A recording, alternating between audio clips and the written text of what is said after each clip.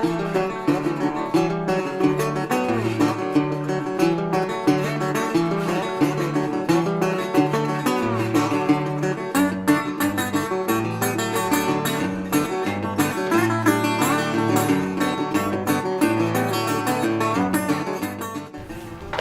morning. Welcome to On the Bricks with Malin Johnson, that's me, and we're here at the Bank of the Panhandle with our fourth class on breakfast and business. And today teaching the class is Paul Montgomery, and we want to welcome you, Paul. Thank you, Malin. We're going to start this morning with a little different format than the last couple classes you had. There's not a whole lot of slideshow, not a lot of talking, a lot of demonstration. I'm going to show you things. But I'm going to start with making your bank work for you. What does that mean? What we're talking about? Well, as a new business owner, there are lots of things that you have to do throughout your day that are just kind of annoying and take a lot of time that should be sped up. So I'm going to pretend I'm a business owner and we just started my day, and let's say I'm running a grocery store. I get up, first thing I go to work, and I get to work and I remember, oh, it's payroll day. I got to write payroll checks. Put that on my list of things to do. So I come over here and I say, today, I got to stop and write payroll checks. And then I open my mail for the morning, and there's all my bills that I have to pay. So I'm going to have to pay bills. I'm going to have to stop during the day and pay my bills. Then I got to send out all of my bills, because I've got, as a grocery store, I've got tab accounts that I let people charge to. So I got to send out my monthly bills to them. So I've got my accounts receivable I have to work on. How am I going to get my money from my people? What else do I have to do during the day? Well, then I think about, okay, I'm going to have people come in and buy groceries throughout the day. I'm going to get checks in my tills. I'm going to have to stop at the end of the day, take all those checks, take them to the bank, and deposit my checks. Okay? So I've got 4 things and I haven't even opened my front door yet, and 4 things that take time. What else am I going to do at the end of the day when I close my doors? Well, then I'm going to want to get into my QuickBooks or my Quicken or my Sage software, and I'm going to want to see how much money I made for the day. So I'm going to reconcile my books. All of these things are things that you have to stop and do. Several of them, you may think, man, I got to make a deposit. I got to pick up my checks. I got to fill out a deposit slip. I got to add them up. I got to drive them to the bank. I got to deposit them. I got to come back. Pay my bills. I got to write checks, put them in envelopes, send them out in the mail. All these things are things that your bank could provide services for you. Not every bank provides all of them. Some do, some don't. Some provide more than I'm going to go through here today. But they're things that you should be aware of, whether you use our bank or other banks, that can help speed up your life and running your business. So we're going to start with just start down the list, and I'm going to show you some demonstrations of things we can do to help solve that. And as we go, I'm going to throw some things, just like in a business day, things that are going to come up and change what you've already done for the day, and how quickly you can go through and fix it without having to stop and go run to the bank or stuff like that. So let's start with your payroll. It's payroll Friday. Everybody's got to make sure they get paid. So you normally would stop, go into your QuickBooks or whatever accounts software you have to do your payroll out of, print your checks, put them in the little envelopes, hand them out. Or you can do direct deposit through some third-party softwares, through QuickBooks, etc. Usually they charge a small fee. Several banks offer what we refer to as cash management. Banks may refer to it as different things, which allows you to send and receive ACH deposits without having to go through a third party. An example of that, I'm going to log in here quick. So let's say you're a real small business and you only have 2 or 3 employees. So you don't need QuickBooks to do your payroll. You just do them by hand. You write it down. You're the guy who has a little pay stub handwritten. You've written how much you made, minus your taxes, and it's written on the end.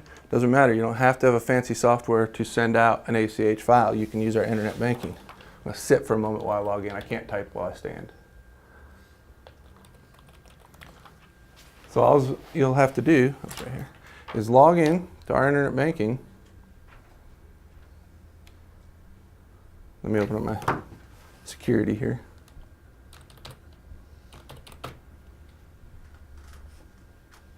So without having to spend a whole amount of time writing out checks, etc., you can easily log in, jump into your cash manager. You've got your payroll here from last week when you paid it. Same employees, so you just jump in, you do a quick edit. You're only going to pay your employee $150 this month. Save it.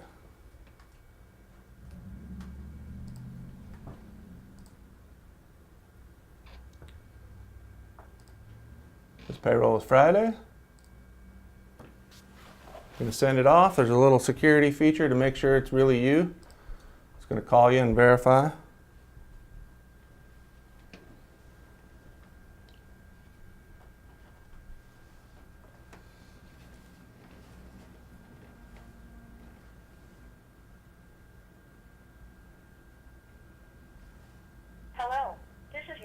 So you're going to get a verification. This is a security feature we have to make sure nobody else, because this is the capability to send money out of your account.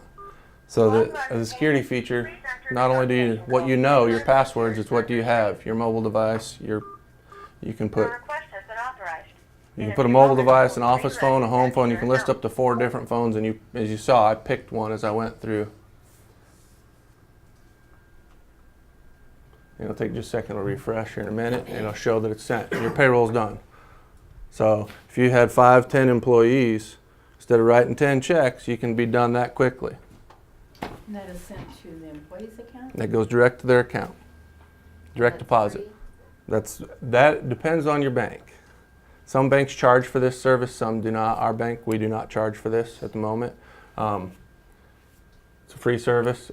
The other benefit of it is like when I write a check, I put it in the stack, the employees come pick them up, or I have to mail them, and if I mail them, they get it in 2 or 3 days. Direct deposit, immediately on the day it's there, Friday morning, they've got their money in their account, they can go shopping, they can use their debit card, they don't have to worry about getting their check to the bank to deposit it. So your employees will like it better as well. So did that come like out of the so-called payroll account and then into your savings account? Is that what? No, this batch right here that I just created. We can go back in and view it. All I did was I did it real fast just to show you how quick it is. Because it's a little longer the first time you do it because you'll have to set all the accounts up. But once it's done, it's real fast every payroll. I've got the customer or my employee's account. Okay. And I've got my business account. So it's coming from my business account to my employee. And if I had 3 or 4, all the employees would be there, and you'd have a single withdrawal out of my business account. This does have the ability to, if you bank with multiple banks and you want to pay your payroll through us, but your payroll account's at another bank, this doesn't have to be our bank account. You can generate that debit out of another bank and still send your payroll out. You can also, the other side of this cash management feature is your bills. You can, if you have an arrangement with your vendors, which lots of vendors will receive electronic payment from you, you can send them an electronic payment this method to pay your bills monthly. More typically for bills, which is the next thing on our list. Now I've got my payroll done. I want to jump into paying my bills, is to use our bill payment feature. It's real simple. I've got my bill from whoever it is. In this case, we're going to look at my grocery store. I've got the guy who comes in and monthly maintains my refrigeration units to make sure they're up and running. And I've added him already. As you can see, his account is already here. I've built him as a payee. If I decide I'm going to switch payees, I can real quickly come over here, add a payee. I do individual for demo purposes just because it's faster, but you can pay a company or an individual. The difference on pay a company is there's a database of companies that will accept electronic bill payments, and so it searches that database for them. But since I'm making a made-up person, I'm not going to spend the time searching. So I switched to John's refrigeration, John's fridge.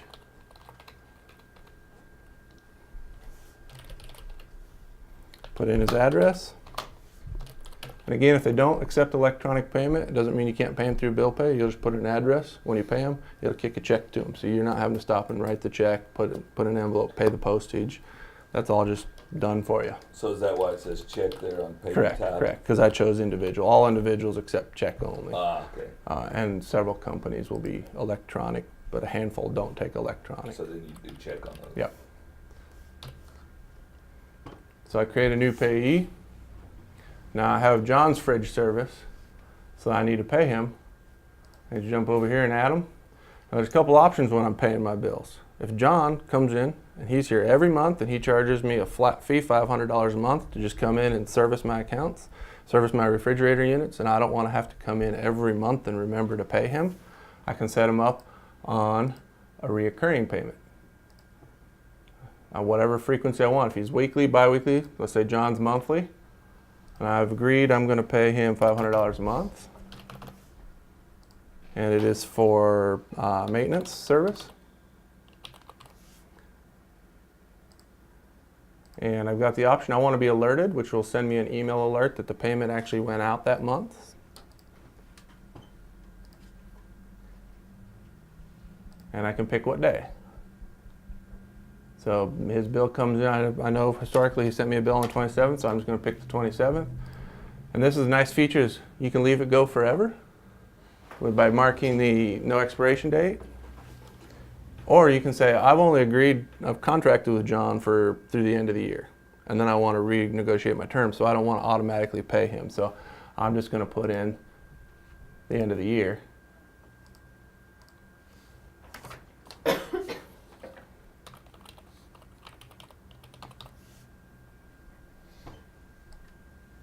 And submit that. Now there's an option here where it says variable payment. What that means is if you can set up a scheduled payment at the end of the month, if you flag the variable, it won't automatically go out, but it will send you that alert ahead of time. I think it's 5 days ahead of time. It'll send you alert. Your monthly payment is due. So then you can grab it's a reminder. Grab the bill, jump in here, type in the new amount, and send it. And so you submit it, and you can see John's fridge service is going to get $500. I don't really want to mail that out, so I'm going to delete it.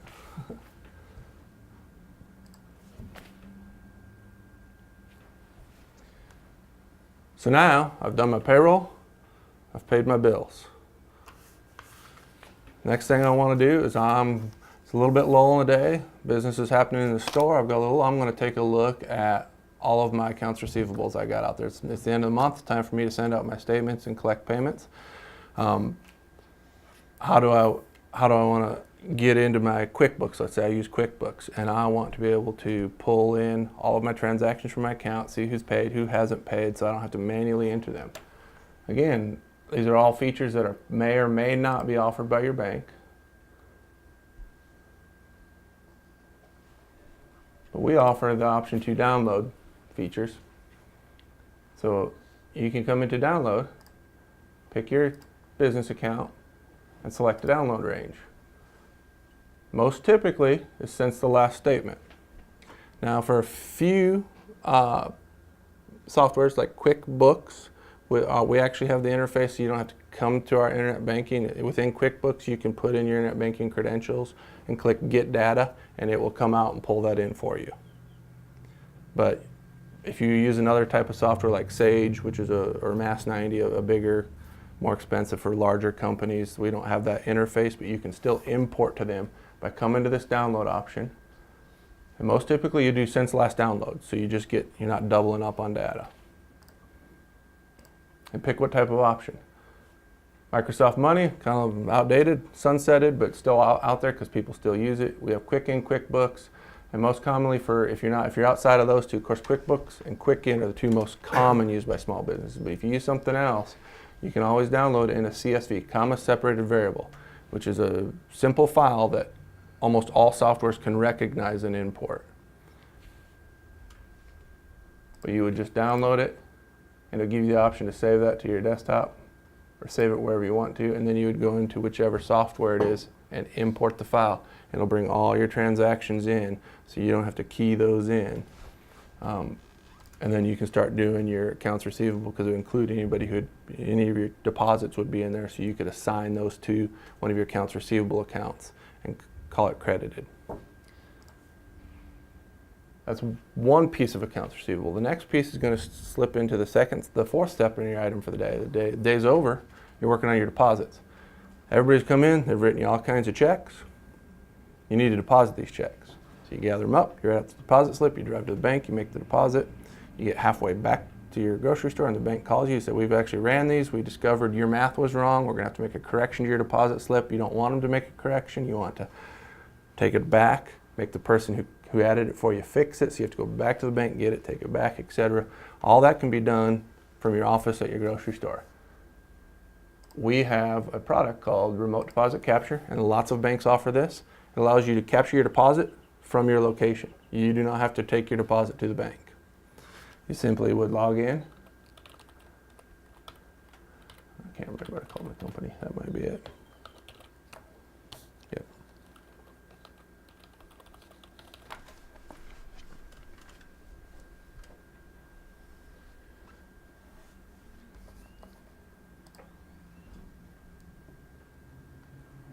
So it's the end of the day, and I have all of my checks from the day that people have written to me. I grab them, I add them up quick, 15. I had somebody else write these for me, so I don't know the total. 140, 150, 168. So I'm just going to jump in, log in, I'm going to scan my items, tell how much I think is there. Matter of fact, I'm going to do it wrong just so you can see what happens if it's wrong. And I'm just going to have my scanner sitting on my desk that I want to sit my checks in. Now we have different types of scanners we offer. My little demo one here is a single feed, so it's a little slower. But we have a multi-feed check scanner. You just set the check stacks in and it just run right after the other. Do people buy that from you? Or? Again, the products I'm showing are offered by several banks, and every bank has a different structure as to if they give them away, if they charge for them, etc. We do not charge for remote deposit capture, and we, depending on your arrangement and the type of scanner, etc., will supply the scanner. In some cases we have to charge if you're a really large customer and you need a really robust scanner, which are quite expensive. Then we usually pass the cost of the scanner on to you, but there's no charge for the service. So as you can see, it ran them all through, and I think I ran them upside down, so I didn't read them. Yeah, I ran every one of them upside down. So I was talking and not watching what I was doing. We'll cancel that and start it again quick. So you can see that I'll read it for you. That was good.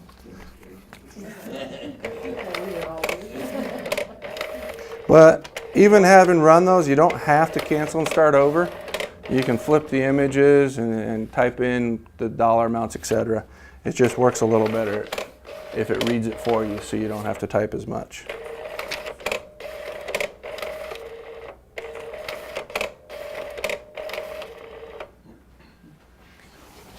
So you'll see it reads a checking account number and who's payable to. So then I'm going to be done. I'm going to save my batch. I'm going to go over here and take a look and see if there's it tells me right there. Hey, you told me you thought you had 165. It's hard for me to point here. You told me you thought you had 165. I read the checks at 168. Gives you the opportunity to say, no, you read them wrong, or I added wrong. So then you can see, you can walk through and look at all the checks, and it will show you how much the check, you can see a big picture of the check, and you can see what the system read the check is written for. It uses CARLAR, courtesy amount recognition and legal amount recognition. It reads both, and whichever one it thinks it reads the most accurate is the one it will use for the dollar amount on the check. Surprisingly, most people are like, man, it won't read people's handwriting. They write too sloppy. Surprisingly enough, the computer can read handwriting better than it can read printed checks, because printed checks tend to print the characters really small, and zeros are hard to tell between eighths. Handwritten checks have, I believe, the read rate internally, because we use the same type of recognition software internally here at the bank for the thousands of checks we process a day, and it has a read rate of like 89%. So there's 1 out of 10 checks it won't read correctly, or it will tell you I couldn't read it at all. You have to key it because I'm not sure what it says. And then it will pop up here with a blank field in red letting you know which one you need to type in. So real quickly, rather than writing out my deposit slip, driving all the way and driving back, I just ran them through my scanner. This was a little bit slower because it's a single feed scanner. If you have a bunch, we can get you a multi-feed. You just drop them in and they just fly right through. Come in, it tells me you've done something wrong. So I come in here and I'm going to tell it, no, you did something wrong. And that's a $7 check, not a 10. Or vice versa, if I had done the batch amount wrong, I go in and I correct the batch amount. I added it wrong. And then I'm like, okay, I've checked it, everything's in balance. I'm just going to jump over here. And if you have multiple accounts, you can see I have 2 accounts listed. I can choose which account I want my deposit to go into. If for some reason today I wanted to split this, I can split it between accounts. So I can put 100 in here, and 65 of it in here. You didn't type right. And there's my deposit receipt. My deposit's made. I'm not still driving to the bank, standing in the teller line, driving back. What do you do with all those? That again varies on your arrangement with your bank. Every bank has something a little different. Our contract states when you do this that you agree to retain these for 60 days. Put them in a file, you just rotate through. After the 60 days are done, you just shred them and you're done. The reason we require you to retain them because the world has very much moved to electronic and accepts images and passes images through without a problem. But whoever wrote you this check has the right to demand, I want to see the original item, because I don't think that image you sent me is what I wrote that check for. I think somebody's altered it, etc.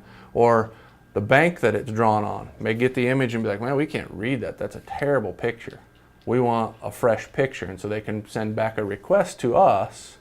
We need an original or we need a better scan. And then we would contact you and say, bring us that item. We're going to scan it in and send it on to them. So that's why, and they have a 30-day window to do that. So just to ensure, because of some of the timing issues, to make sure we keep it long enough, we demand 60 days for you to retain them. Because if we call you up and say, hey, this check, they can't read it, we need the original item, and you're like, man, as soon as I ran that, I shredded it. What happens then is we are required to give the money back to the bank that's requested the original item or the customer, because we can't produce this.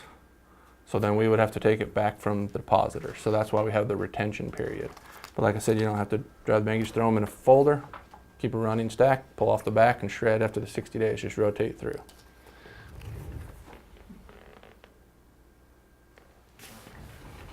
So now I've accomplished 4 of my items that were probably going to possibly take a good portion of my day, and I'm still sitting in my desk. I haven't had to leave the bank, I haven't had to write checks, take them out to the mailbox.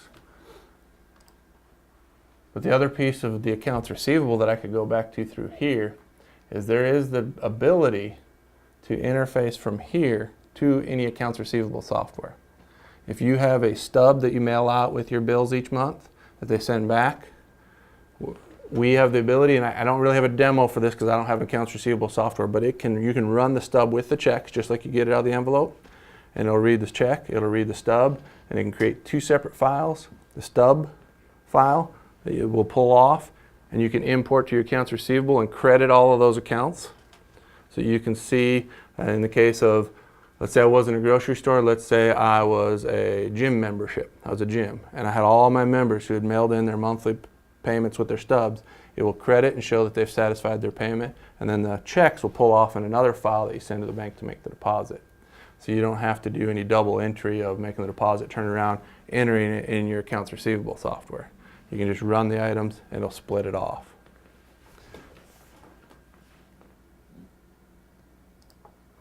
If for some reason you ever made a deposit, you went in on that $10 check and thought, I'm going to make some money, I'm going to change it, call it 1,000 and send it to us. We catch it on our end, make a correction, or the system reads it wrong and you read it wrong and had it just keyed wrong, and we catch it. We'll just make a correction of the deposit, and through this system you'll get an email alert saying, hey, the deposit you had was corrected by $5 because the check was actually $65 instead of $60. And it'll reference the item. The other beauty of remote deposit is if it's tomorrow and you got these checks that you forgot to put in a drawer and you're like, man, I can't, did I deposit these? Did I not? You can log into your internet banking, or you can call the bank and ask, and they'll be like, well, what check? Well, I'm looking for a $10 check. Well, on the bank side or the internet banking side, if this is buried in a large deposit, you're just going to see the deposit total. And then you have to open the deposit, look through every deposit for every check for the last 4 or 5 days because you found this check laying on the floor and you weren't sure if it had been deposited yet. You don't want to deposit a second time. You can easily just jump into your search tool in here, and you can search by anything off the face of a check. So if you're remote depositing as opposed to bringing it to the bank, you can search. If a customer calls and says, I paid you, I wrote you a check number 3585 for $85 and you didn't give me credit. If you've taken that check to the bank and dropped it off, you're going to have to go open each deposit on your internet banking and look through for that check because there's not a search feature for the items within the deposit.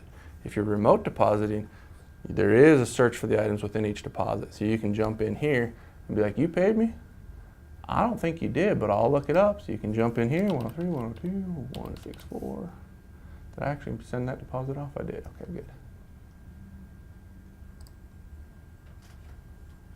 Except for I can't type. When you're supposed to watch that.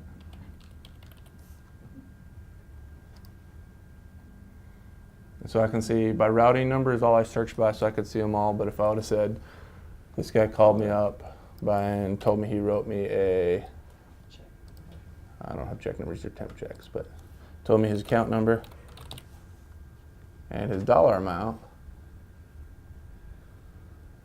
Oops. He said, I wrote you a $10 check off my account a month ago, and you cashed it, but you didn't give me credit. You can just jump in here quickly and search it. Oh. Why did I have to pick the one that I altered?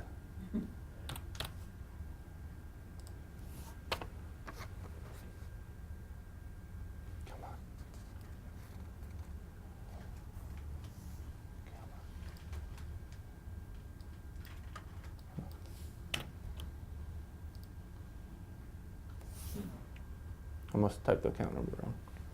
But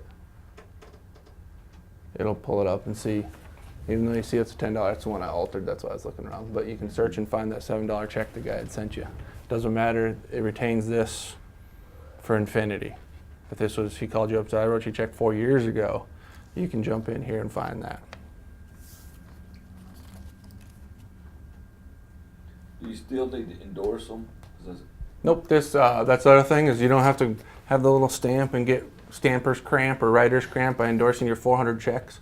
This will put on a, I don't remember how to say the backside, virtual endorsement. So you see there's nothing on the back of the checks, but when you run them through that scanner, it puts it in there. And we can make that virtual, and if you don't like the way we have it for deposit to account number, that's just the default. Typically we customize that to however you want it. For deposit to Paul's grocery store, and you don't want the account number on there, you don't have to have it listed on there, you can have it masked, etc. So it puts a virtual endorsement across the back, which counts as just as same as a stamp. It counts as a legitimate endorsement, so you don't have to worry about somebody returning it for, hey man, they didn't endorse the check.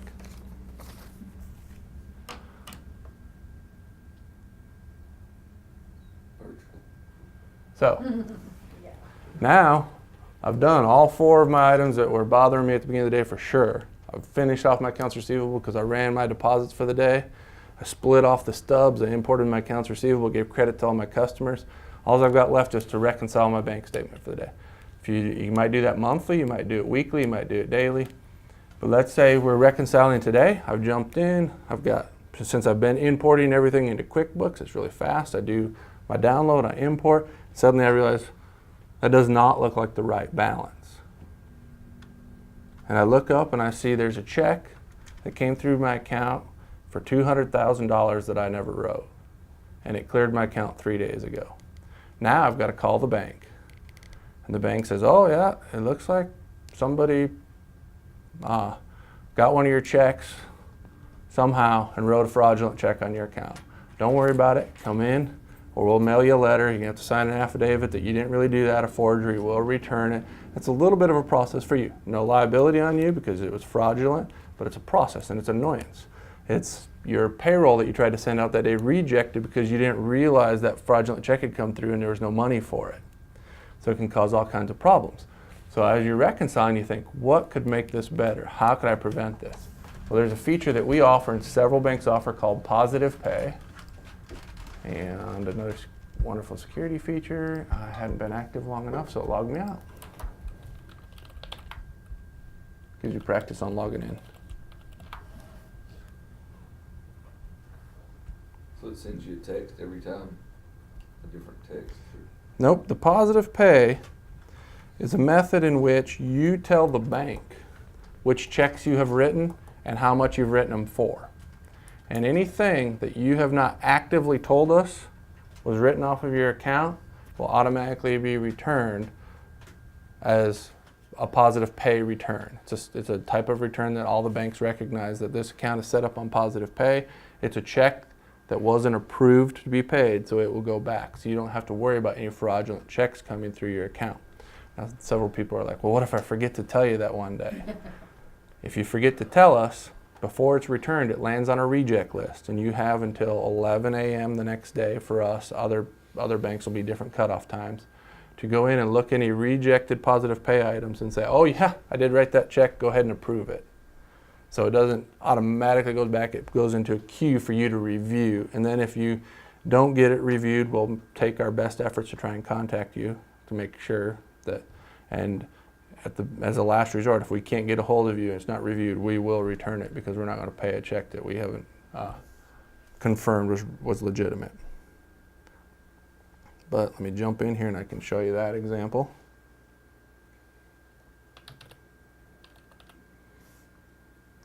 And people think, you hear a lot about cyber fraud, internet hacking, debit card theft, etc., and you hear less and less about check fraud. Financial institutions are getting better and better at preventing debit card fraud. They've got more tools in place to identify and shut it down. Crooks go where the money is. They've realized that money flow is starting to dwindle a little. They are rolling back to check fraud because they realize that banks have, and customers and everybody has decided, man, I haven't had a fraudulent check in forever, so they're starting to pay less attention to it. So the crooks go where there's the least amount of attention, where it's the easiest for them to steal money. In the same tab where you can send an ACH file on ours, you can just jump into Positive Pay. And this, I don't have any exceptions for today, but if I came in this morning and logged into my account and an item that I had forgot to tell them about, or I'd written it for $20 and whoever he deposited it read it and they thought it said 30, and so they sent it through as 30, so it didn't match how much I said I wrote it for, it'll be on this list. And then I would be able to just simply approve or decline that Positive Pay item from here. Paul, is it check number and amount? Check number and dollar amount. Daily, to tell it what checks I've written, again, as a real small starting out business, you probably write a lot of checks by hand. You don't have software to write your checks, so you can manually input the checks you've written through manual entry. And you can just tell it I wrote check 1010. I wrote it whatever today it is, 27th, for $20 to Bob.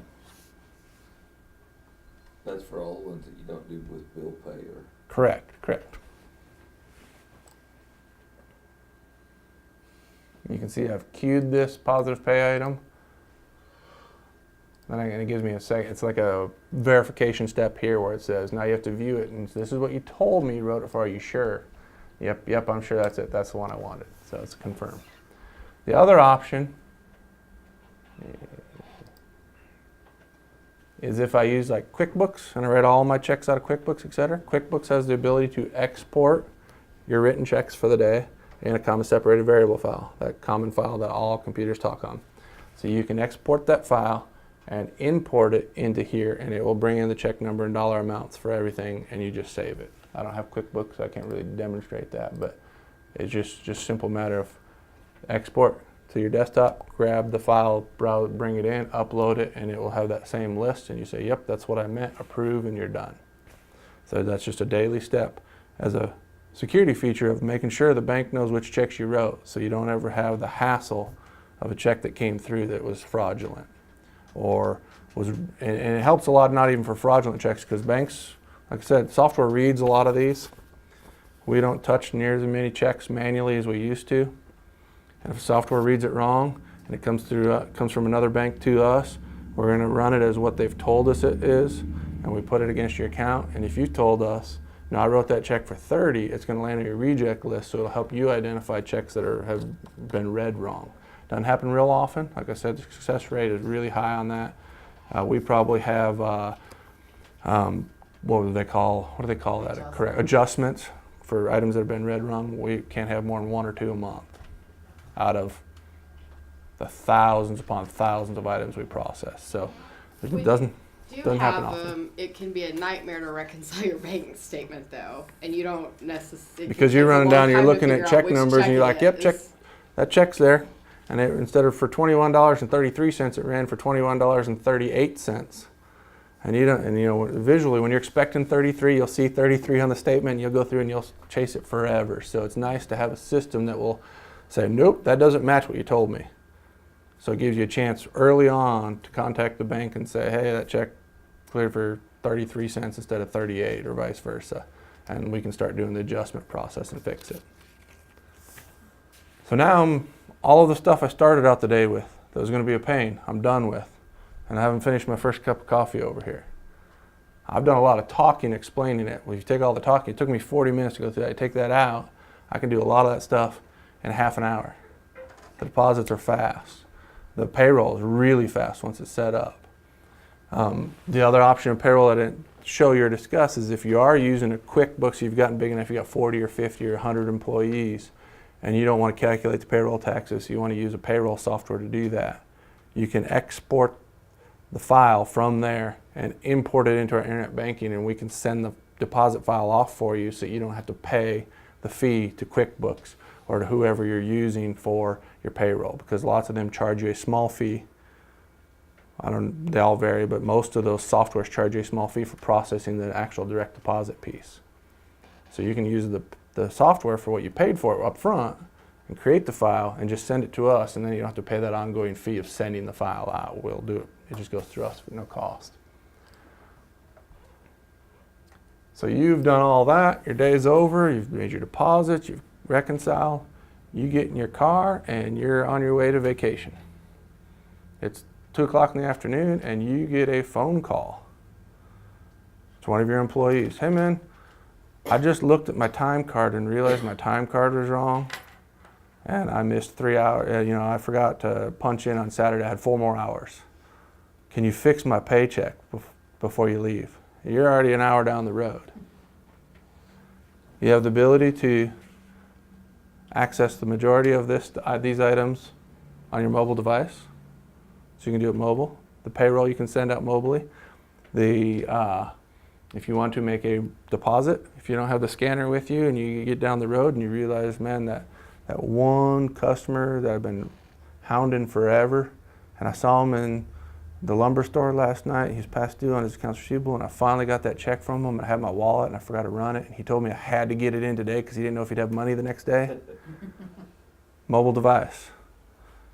Within our app, you have the ability to, and I don't have a way to cast this because I don't have an iPhone. If I did, I could probably cast it, but exact same thing, exact same steps on your mobile device to walk through, send out the payroll file, approve if you have multi-layer functionality within your business where somebody else does all the busy work for you and they create the file, but you want to be able to send it out before it goes. You can just send one out. You can make a deposit on here mobily just like you could remote. Same type of deal, except for now instead of a scanner, you just got to take a picture, flip it, take a picture, send the deposit off. Same deal, retain the check, etc. So there's the mobile piece of it. See if I've got everything part of the PayCare download merchant service. The only other thing I discussed that a lot of banks offer is credit card processing. You see a lot of advertising on TV for Square, the lowest rate ever, flat fee, blah, blah, blah. A lot of those are legitimately low rate. but they have hidden fees in them. And if you add the fees in and equate it to the processing rate, it actually raises it, et cetera. Some of them really are low rate. Most of the banks offer credit card processing as a service to their customer. So if you needed to be able to accept credit cards at your business, we could get you set up with a merchant account number. We could bring you a machine. We can incorporate into a point of sale system that processes the credit cards through us still. So that's another service that we provide for businesses that you don't have to go to a third party to get. So you can deal with you can deal with your local banks, you can deal with the people you know. When your credit card processing isn't working, you're not emailing Square or trying to call Square, you're walking down the bank and yelling at the person who set it up for you. And or you're calling them and they're driving to your business and they're fixing it for you that day. So that's one of the benefits of using a local bank for items like that. Plus all of these items, if you are doing all of them with your local bank, it's a single point of contact, a single vendor for you to have to deal with, instead of I'm calling QuickBooks to deal with my payroll, and I'm calling ADT, or I'm calling QuickBooks to deal with my accounts receivable, and I'm calling ADT to deal with my payroll, and I'm calling Square to deal with my credit card. So you have a single location and a single point of contact to call and deal with all of your services that are helping you throughout the day. And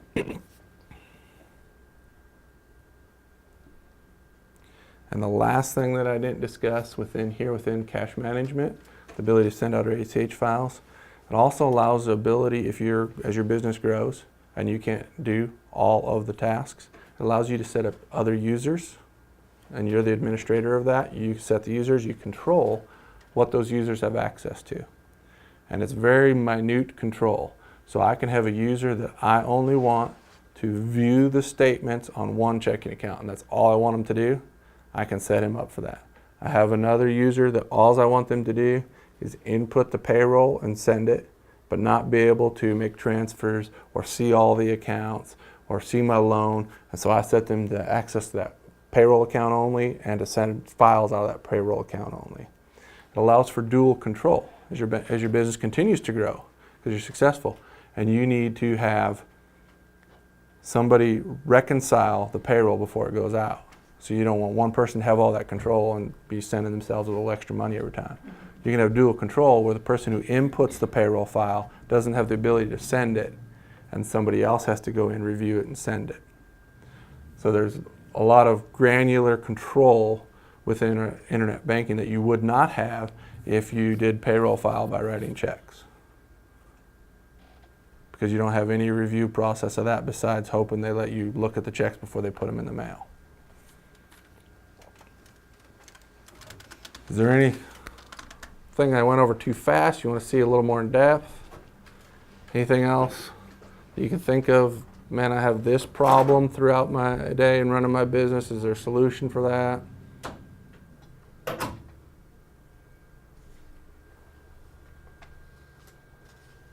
No? Well, that's pretty much all I had for today. You're good. Fixing to get logged out. Like I said, I went pretty fast through a lot of this because this was just a high level to make you aware of what's out there. I wasn't showing you a lot of the technical details of how to go step by step by step. But If you have a small business and you want to start how do you have one person that will work with you to learn all that? yep. Again, I can speak to what we offer. I'm not working on the assumption that everybody banks with us. We'd love it, but obviously people bank at other banks. And I can't speak to what the other banks do or don't offer and how they manage it. But within ours, typically our personal bankers can do all of this for you, walk you through it. If they're not available, I do a lot of the training as well. I've done training with some larger companies where I go to the company and they have 20 employees, and I do the training with them so they can all see it, especially for the cash management piece where they've got users that do several things. And so I do all the training in one shot. We have the ability, as your business grows and you start gathering remote locations, so you open up a second grocery store in Amarillo. We have the ability to do web training with them. We can do everything that we've done here through the web. So we do provide the training on how you do all of this for the owner or the employees or whichever they choose. When you have a business that deposits checks into their checking account, do you charge per check? We that depends on the account style, and it's going to depend on the bank. But and whether they bring the checks in at the teller line or they remotely deposit them actually makes a little difference in the types of styles that we have that charge per transaction. The checks that come in remotely actually come in at a slightly lower cost than the ones that you bring through the teller line. So utilizing these types of services actually can help save money on your account processing fees, etc. The majority, I would say, a lot of the business accounts that we have, and which gets a little complex in explaining it, but we have set up on what's called account analysis, which we charge you for every item that cost us money. Processing a check, because we have to pay the Federal Reserve to process a check and send it through. So we charge for those items, and we line item those out, but then we also give you back a credit for the balance you keep in your account to offset that cost. So if you are running well and you're keeping a fairly sizable balance in your account, your fee for that checking account at the end of the month is quite often zero.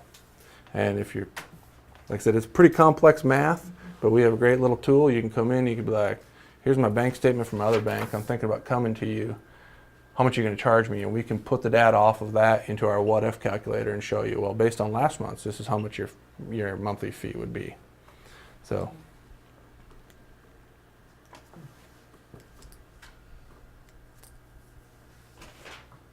Good questions. Any others?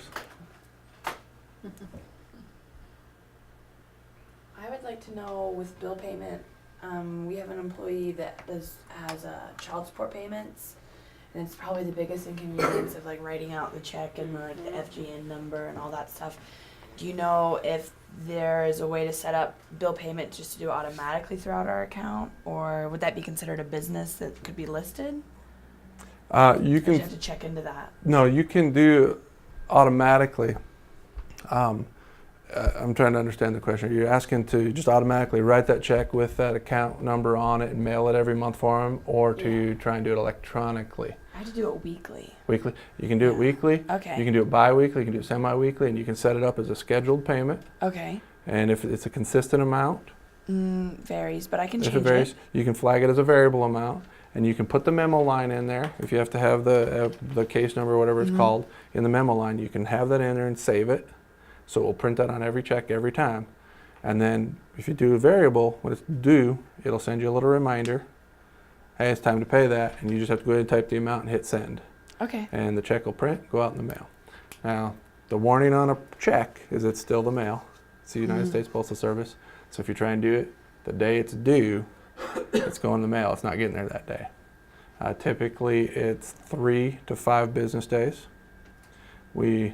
I can't show it to you, but we are in the process of converting our bill pay system to a newer system. Okay. It'll be about 4 or 5 months because there's a lot of convert and check to make sure everything converts over correctly. But the new system is going to have some features that we don't currently have. They're going to be nice, which are expedited payments. Okay. For a fee. If you're like, man, I forgot to pay this and I got to get it there, you can pay for an overnighted check, etc. It's going to have some neat features for the consumer side, or even for a business, in that you can do custom checks with a custom letter. So as a business owner, small business owner, you wanted to send a little reward to your customers, it can come with a little letter and a custom background. Like if you know that customer, you have a database about your customer, you know he loves golf, you can have a golf theme on the back of the stationery, and you can say, hey, here's a little $10 check to go out, and or a $100 check, thank you for your business, here's your reward money back, enjoy some golf on us. You type your own letter, but it comes on custom stationery with the checks. There's a lot of new features coming in bill pay as well. Okay. But yes, you can absolutely do a scheduled payment Okay. to anybody. Anybody. Anybody in the world. Okay. To your grandmother, to the court system. Now, whether it's a check that gets printed and mailed or it goes to them electronically, is based on if they participate in the electronic receiving database. The company we use for bill pay is the largest bill payment processing company in the country, and they have the largest database of businesses that accept electronic payments. So there's a lot in there, but it's not everybody. An electronic payment would be same day deposit. It'd be next day. Oh, next day deposit. Okay. So if you send it today before 2, it'll be there first thing the next morning. Okay, cool. Thank you. So I use bill pay. I have a friend that lives in Maine, and I use bill pay whenever we're like pulling together for birthday money. And so I don't have to remember her address. I don't have to go find a stamp. I just hop into my bill pay, type it out, and off it goes, and it eventually shows up. I mean, a couple days later, it'll show up for her. So it saves me a lot of time because I can't ever find the address, find an envelope, do all that. And with that future enhancement that's coming and the bill pay, there is going to be the option of person-to-person electronic payments. Instead of having to write a check to your grandma every time, you will be able to send it to her electronically, which will get it there a little faster as well. Right. Interesting. The world's changed, But- hasn't it? I've showed you all the stuff that can help. I love to hear stuff that you have problems with daily in your business, and ask us if we have solutions for it, because it may be something we've never thought of, and we'd like to go out and find out if there's a solution we can provide. So If you pay your employees electronically, does the bank charge them to receive it? it depends. There's not very many banks that I know of that charge to receive an electronic payment. Payroll card will though. Some payroll cards will charge for if your employee does not have a bank account, a standard bank account, and they've got a prepaid debit card, like a Bluebird card or whatever from Walmart, and they're like, just send it to my debit card because I don't really have an account. A lot of those will charge what they call a reload fee. So every time a deposit comes in, they get charged a nominal fee of $2 or $3 to load it. But that's kind of out of your control as the employer. I don't know of any banks that charge to receive an ACH. Most banks are glad to receive an ACH because Saves work. it saves us money, because it's all electronic and it's done, and I don't have to have another employee to take your deposit, your check, and deposit it for you, etc. So